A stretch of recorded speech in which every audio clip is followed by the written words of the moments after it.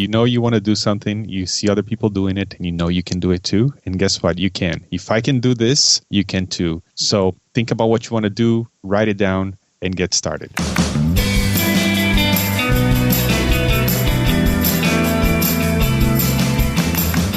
Welcome to Star of the Doubts. I'm your host, Jared Easley. Our co-host today really needs no introduction. Albert Hathazi from alberthathazi.com and also the host of the From the Hip, a mostly comedy podcast. Hey, Albert. Hey, how are you? I'm great. Welcome back. The last time we had our guest today, Cesar Abeid, I did the introduction, but I thought it might be more fun to have you do the introduction for Cesar. So, Albert, if you would take it away. Oh, that's great. Would like to have found out about this ahead of time, but let's see what I could scrap together over here. Cesar is the host of two very successful and award-winning podcasts, the Construction Industry Podcast and the PM for the Masses Podcast. He's a speaker, he's a dancer, he's a family man, and he loves beautifully built cathedrals. Welcome, Cesar Abeid. Thank you. Albert or whoever you are today, I don't know. Well, how's that? From the hip, how was that? Very different. One of the questions we like to ask everyone that's on the show, and you've already been on the show, we asked the best concert, but you've already answered that. So the next best question that Albert and I could come up with was, what was the second best concert you ever attended? Oh, that's a good question. You know what, Jared? I grew up in Brazil and in the 80s, and the big names didn't really go down there very often. And I think the second best concert, but the first one I shared last time was Paul McCartney here in Detroit. The second one, I think, probably the first concert I ever went to was down there in Brazil in a nightclub, and it was a guy named Johnny Rivers. He's famous for singing, The Wider Shade of Pale, and some of those old 60 tunes. And he played there, like unplugged, and I went there. I think I had a fake ID. Don't tell anyone. But it was really exciting to be out at night listening to a celebrity play some music. That was probably number two. Johnny Rivers. I'm not familiar with Johnny, but now I'm compelled to go to YouTube. Welcome to the poor side of town. He sings that song. All right. Duly noted. Hey, Cesar, man, this is Elvis Presley. How you doing, man? Hey, Elvis. How are you? I'm very good, man. Put together a little song for you. Just a little bit, a couple lines I got down. It goes, oh, I wish I was getting my project funded.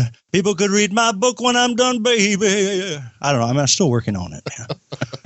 That's beautiful. But, Cesar, I know you like music, man. You're a big fan of old rock and roll and modern music as well. Tell us a little bit about this Frozen story, your experience with it.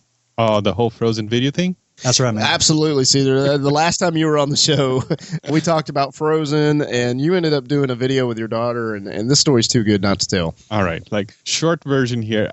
When I was on the show with you, Jared and Albert, last time, we talked about singing karaoke, I think. And then Jared just, threw this challenge out there for me to go and sing Love is an Open Door from the movie Frozen with my family and do a video and put it on YouTube. And I like challenges, and that song was being played here nonstop anyways, and I knew the lyrics. My daughter knew the lyrics. So I decided, you know what? This Saturday, we're just going to go into someplace quiet and record it. And the quietest place we can find in the household was actually inside of our car, in the minivan, because we have a baby and all that. So we just sat in there, and it took like a couple of takes, and we recorded a karaoke version of that song, doing the parts and all. I was, I think, Prince, whatever his name is. And Laura, my 7-year-old, was Princess Anna. And I just put that on YouTube. And then it just kind of went a little bit viral after that, I think right now he has close to 30,000 views. But the most interesting thing, and I think it was Jared who pointed this out to me, that ABC News picked that up. And they were doing a documentary on the making of the movie Frozen. And then they had a little section towards the end dedicated to the impact that he had on the culture and kids and their parents and their relationships. And they had us there on the documentary for, it's just a few seconds, but it's just a few seconds that my daughter is singing. So I thought it was really cool that my daughter was singing on national TV, blaring across America and Canada, just because the Starve the Doubts podcast and a challenge that Jared gave me few months ago. So that's I'll never forget. I'm sitting there with my wife and my daughter down here in South Florida, and we're watching the making of Frozen on ABC. And that segment comes up, and they show you and your daughter, and I'm like, holy! And then expletive. I'm like, that's Cesar Abeid. And my wife's like, who is Cesar Abeid?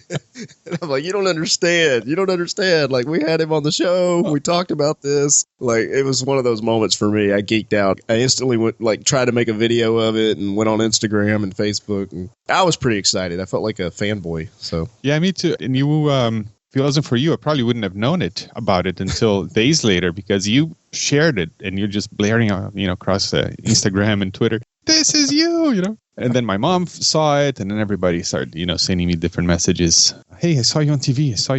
So that is so cool, man. Absolutely love that story. I think it's hilarious, and I love the video you did with your daughter.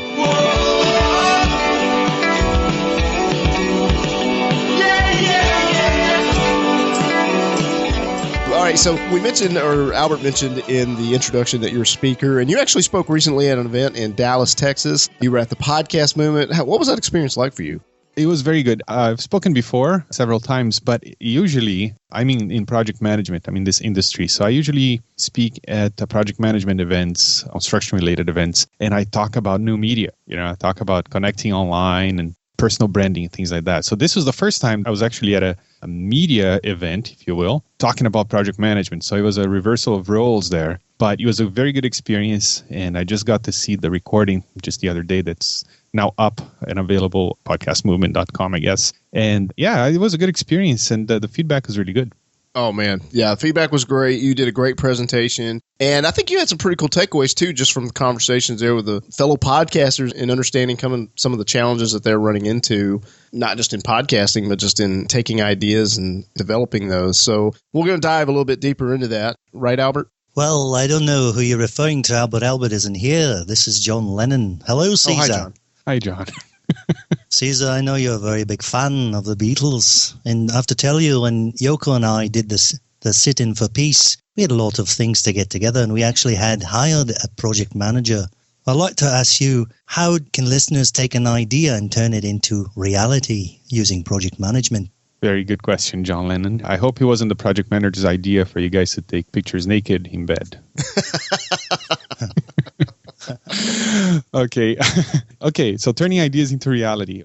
Project management, that's what project management is all about, is a systematic approach to taking something abstract, something new that doesn't exist yet, and then going through this process called project management, and then having something tangible at the other end. And the reason why I'm so passionate about this is because it really has changed my life, and it's the reason why I was able to launch podcasts and now write a book and do all sorts of different things, is because I naturally am very disorganized. I am probably in the ADHD spectrum and very forgetful. I was unreliable. I was a mess until I started learning project management, and that really changed everything for me, including turning ideas into reality. And that was one of the topics I talked about at the podcast movement, because I really believe that what really set people apart out there online is their ability to create products and services, take ideas in their minds and turn them into something real that they can offer for sale or to give away. And good examples, Jared is a good example here. He's a go-getter. He makes things happen. He's a project manager. He actually is a project manager. So when you have that ability to turn ideas into reality, that's when you start moving forward and things start to change for you. See, we talked a lot about project management in our last interview, so the listeners can go check that out if they haven't already. But you mentioned your book, and I'm pretty excited about this. This is something that I was hoping you would have done probably a year and a half ago, but you are doing it. So let's talk about your book. What's going on with your book? Right. So I think I've always had this dream of writing a book and being a published author. And last year I had on my show a guy named Patrick Snow, and he is a book publishing and writing coach. He has helped over 400 people self-publish their books, and we became friends. And then he said, you need to write your book. You need to write your book. And he just planted the seed in my mind. And as you might know, there's some costs associated with self-publishing. There's so many routes you can go. You can go with Amazon. You can go do everything yourself. But regardless, however you look at it, there's always some sort of cost associated and things like that. And then later on, once you write the book, then you need to launch it. So that's a whole different monster. So I figured maybe I could do a Kickstarter campaign, because that would create awareness for my project. It would also validate the idea. If the idea for the book is not resonating, then people wouldn't back it. And better to know that before I sit down and write 40,000 words. And it would also, give me the funds to self-publish. So this is what's going on right now. I'm in this whirlwind of running a Kickstarter campaign, and it's going really well. So that's the idea. And in the book, I'm just going to break down project management and explain it, so anyone can take their ideas and turn into reality and deliver on their promises and getting things done using these principles. Hello, my children. I am the Maharishi Yogi. Cesar, it's very great for you to be talking with me once again. and I follow you around everywhere, it seems, on the web. And I am very excited about your Kickstarter campaign, but there's a part of me that is a little bit torn, and I'm a little bit hurt that you took this approach. Why must you be so violent? Why do you have to go kick something first? Why can't you just gently push it? Don't they have a website? Maybe the Gentle Shove campaign? But seriously, Cesar, you have to remember you manifest what you put out into the world, so don't be so violent. But anyway, I do have a question, and I realize that maybe your hands are tied and maybe your feet and everything are tied. You don't have much control over where you get this money. But tell me, what compelled you to write this book? We're totally at a loss right now. What compelled me to write the book? This is what happened, and I think I touched on this before here, but as I said, I was really disorganized. I couldn't really get anything done. I'd always done well in school. I went to electrical engineering school, which is really hard, and I did well, which to me tells me I'm not dumb. I can actually understand things and I can do things. But for some reason, I just couldn't finish things. I couldn't find the discipline in me to start things and finish them. I have, shelves and shelves of books that I even started but never finished. And hopefully this resonates with some people listening right now, because I know there's a lot of people in that situation. You have it in you, and then you see other people succeeding and doing all these things, and you think, I could do that. I could do that. I could have done that, but you never do it. And I started studying project management to apply it at work, and all of a sudden things started to click in my mind. I said, oh my goodness, this is really a very useful way to, let's say, break a complex project down into manageable chunks. Oh, this is something I can use right now to figure out how long this project's going to take. Oh, here's another tool and technique I can use to figure out how much this whole thing's going to cost. Hey, this is something I can use to figure out what to delegate to people and who I need to bring on board to help me deliver this thing. So it just became clear in my mind that, man, if people knew this, you can just apply this to any idea that you have and start completing them and start delivering, start having products and services and things that you can offer to your audiences and to your market. So I just became really passionate about this, and I started vlogging, and then I started the podcast. And I think the book is like a natural evolution of all this content that I've been creating. And I'm really looking forward to sitting down for the next few months to flesh it all out.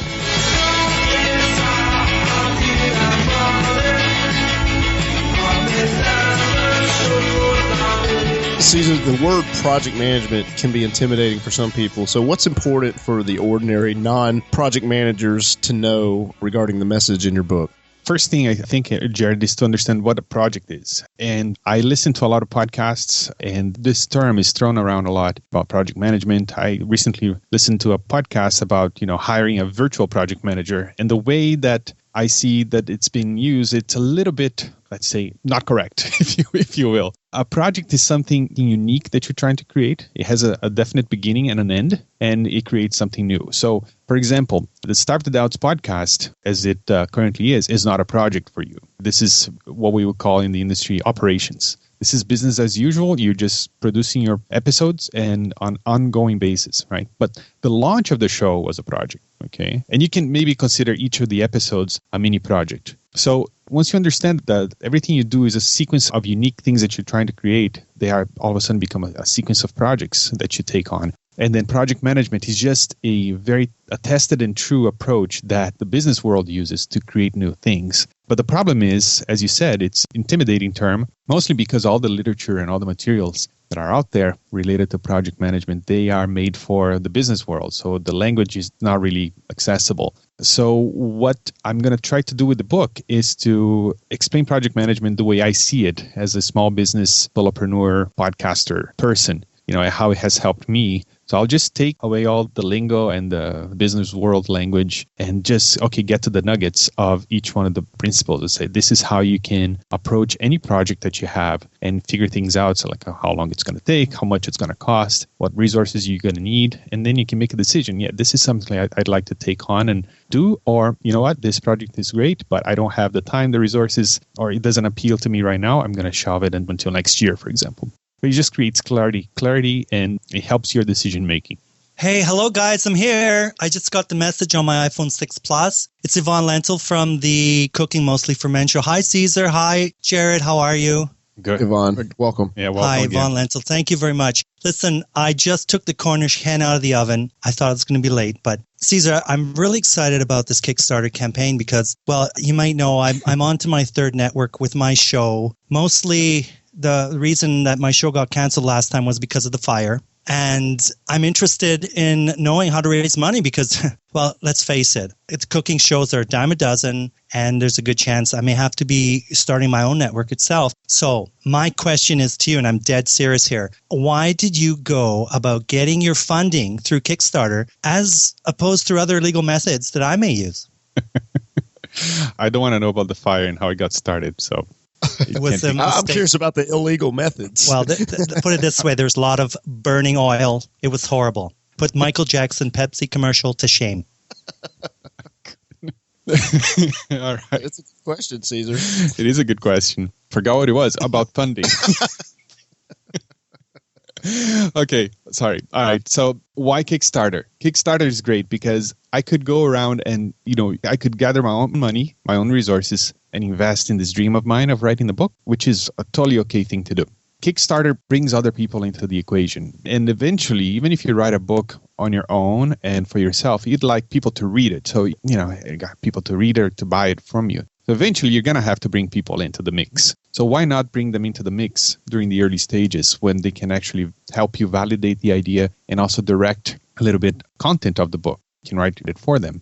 Kickstarter is a great way for people to back the project, and it's really not charity because I'm going to send them a book, so they are actually pre-ordering the book in a way. And by doing that, they show me that they believe in the idea and they're willing to help me and buy it now and get it a few months from now. So it's a great way to raise the funds that you need to do anything because, you get the funds, you validate the idea, you create buzz, you create excitement around your project, and it's working really well. How's the campaign going so far?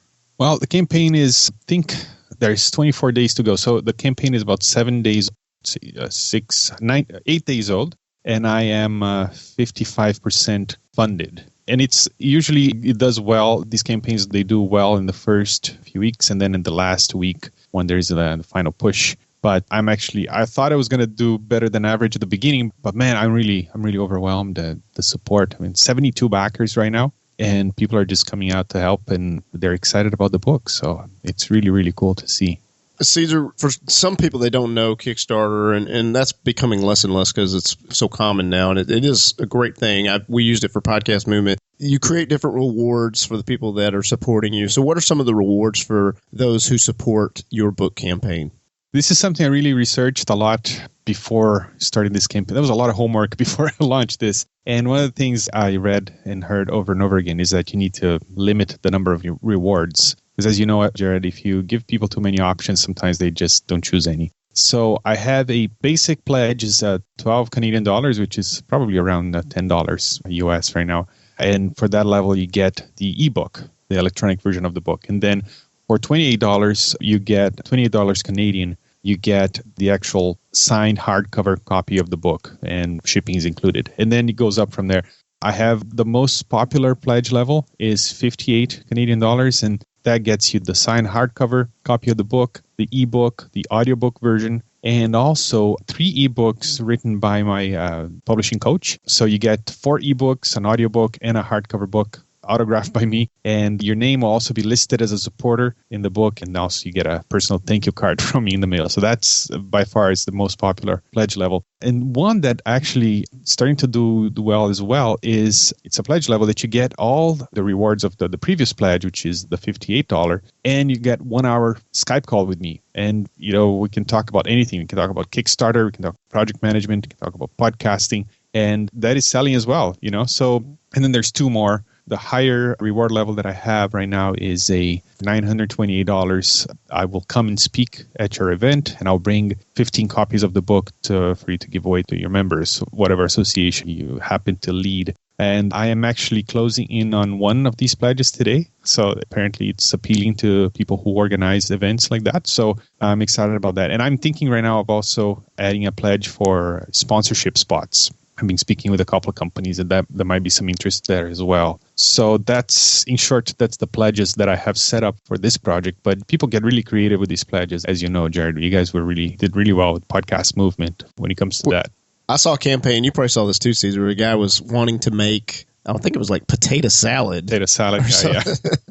And I mean, yeah, I think he was just initially trying to get $10 and he ended up getting like six figures. Just to make potato salad. Yeah. It's funny to see when they come up with these platforms, see people stretch it to the limits of, okay, well, how can I still play by the rules, but do something ridiculous? And this is a good example of a guy who's making thousands of dollars really by providing no value. It's just people want to participate in this madness. So they give them, $5 there. Yvonne Lentil should take notes. Oh, yeah. Maybe Kickstarter campaign to rebuild the studio after the fire. Hey, you guys, you crazy guys. This is Christopher walking here. How are you? Christopher, Good. welcome. Oh, Hey, Cesar. I've been following your progress for a long time. And, all the time people come to me for advice. Actors, people who want to dance, go on Broadway, because I've done everything like that. And I know that you are a source for advice for people who want to get stuff done. So what encouragement do you offer listeners who are feeling overwhelmed or stuck in an idea or project? good question, Christopher. Thank you.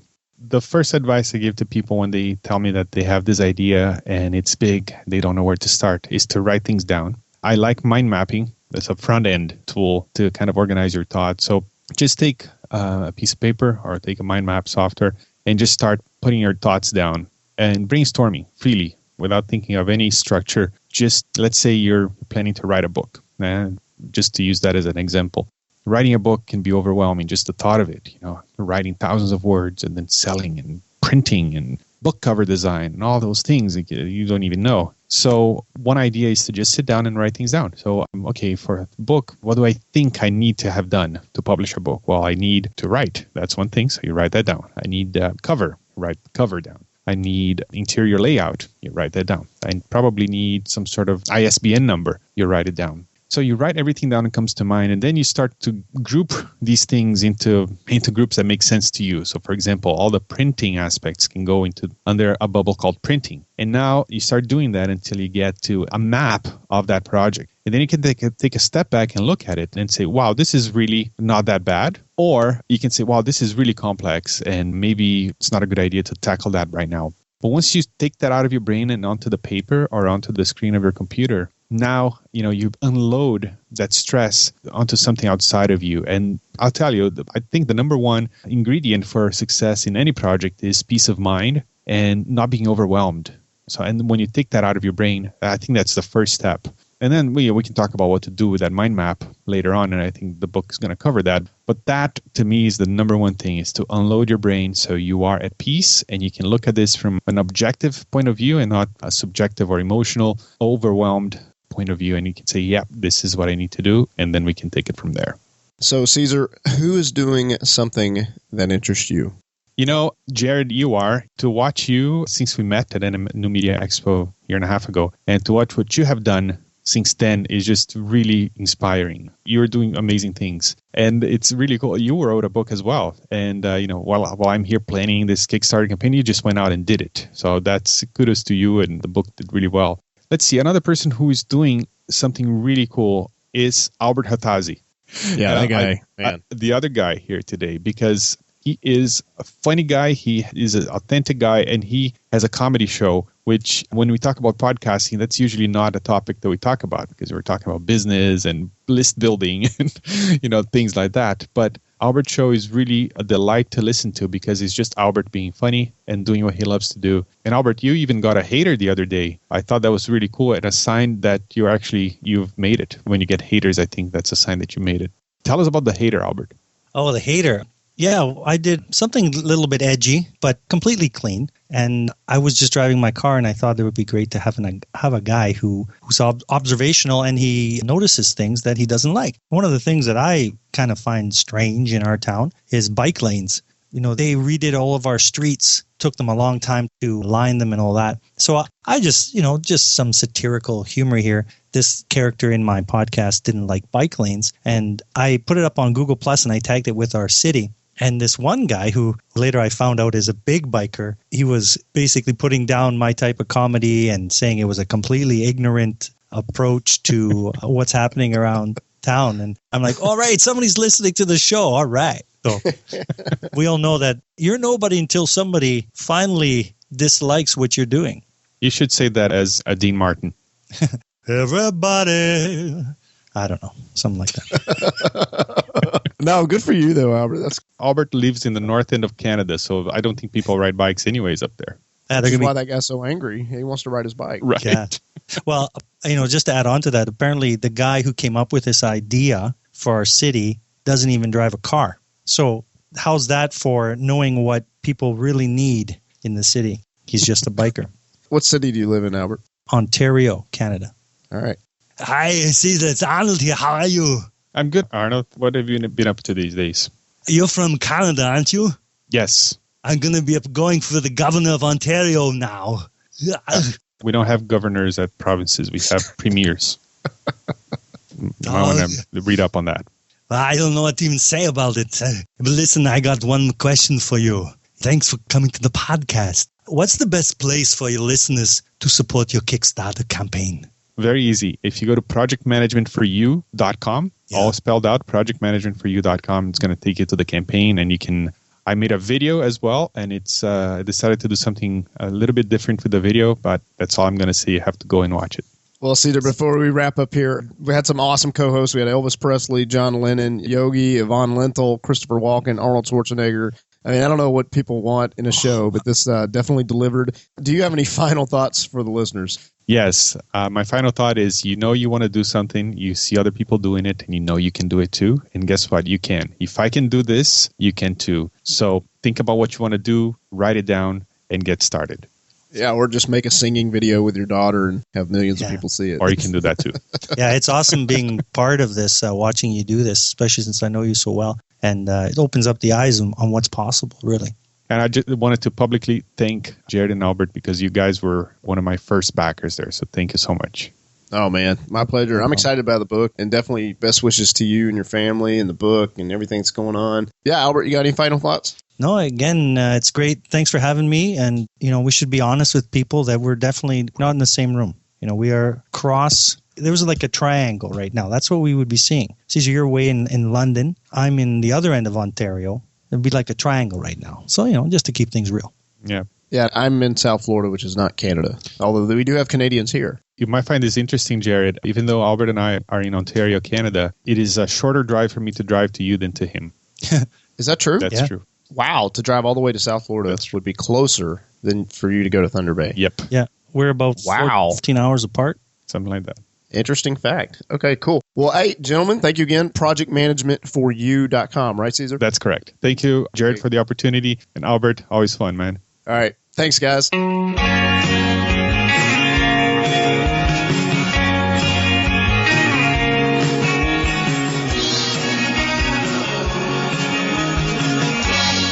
Kickstarter is a great way for people to back the project, and it's really not charity, because I'm going to send them a book, so they are actually pre-ordering the book. And by doing that, they show me that they believe in the idea, and they're willing to help me buy it now and get it a few months from now.